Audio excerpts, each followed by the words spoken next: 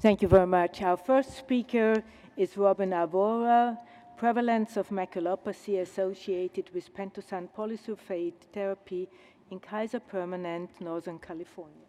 Hey. Good morning, everybody. I'd like to talk about our experience at Kaiser Permanente, Northern California with pentosan polysulfate therapy. Let's start with the case. It's a 41-year-old white female who came to us for a second opinion regarding a recent diagnosis of Stargardt's disease. As you can see from her problem list and medications, she has lots of medical problems and she's on a ton of medications. Here's her imaging, and sure enough, she does have a bilateral pigmentary retinopathy, and its symmetry is suggestive of a retinal dystrophy.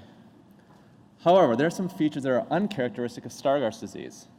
There are no flecks, nor is there a beaten bronze appearance. There's no dark choroid, and the peripapillar area is not spared. Couple that with negative genetic testing, and it's unlikely that this is Stargardt's disease.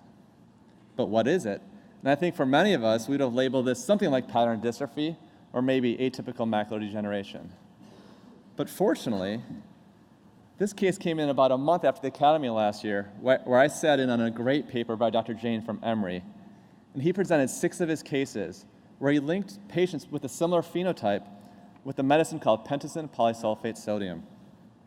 When I was listening to his talk, I was reminded of one of my mentors, Dr. Alexander Irvine, who taught us that probably the best findings come from studying the patients in your practice. So then I went back to this patient's problem list. It's really extensive, but buried in there is chronic interstitial cystitis and pentosan polysulfate sodium. I promise you, these are not 2 things I ever once considered before Dr. Jain's talk. And so we gave this the diagnosis. And why is this important? 1, you do not want to miss a medication toxicity, because if the patient remains on the medicine, it'll get worse. And 2, you don't want to mislabel somebody with a genetic disorder, because that could affect generations of that family to come. So that got us thinking, how common is all of this at KP? We have 4.5 million members.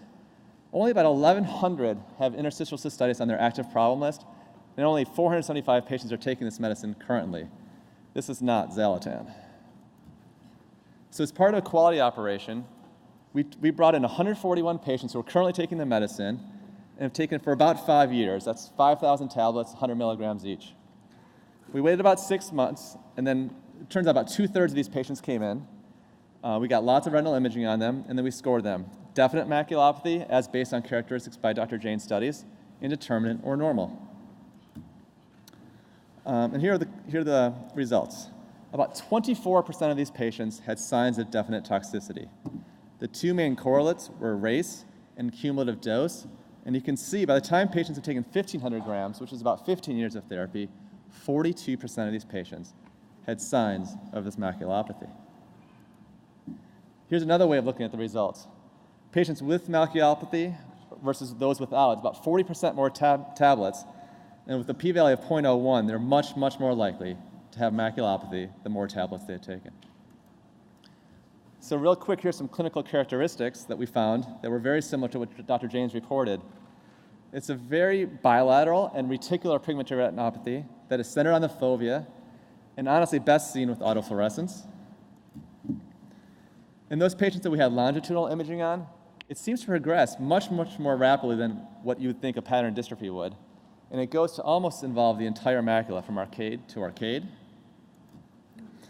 And then finally, in the worst cases, this progresses to geographic atrophy that is not dissimilar to what you'd see in atrophic macular degeneration. And these are the patients at worst risk of vision loss. So in conclusion, our results confirm the amazing work out of Emory that correlates chronic exposure to this medicine with the development of pigmentary maculopathy. Nearly a quarter of our patients who had exposure over 500 grams were affected. And although this seems to look like pattern dystrophy, it's much more aggressive, and it seems to progress to vision-threatening geographic atrophy in a small minority of patients. Thank you.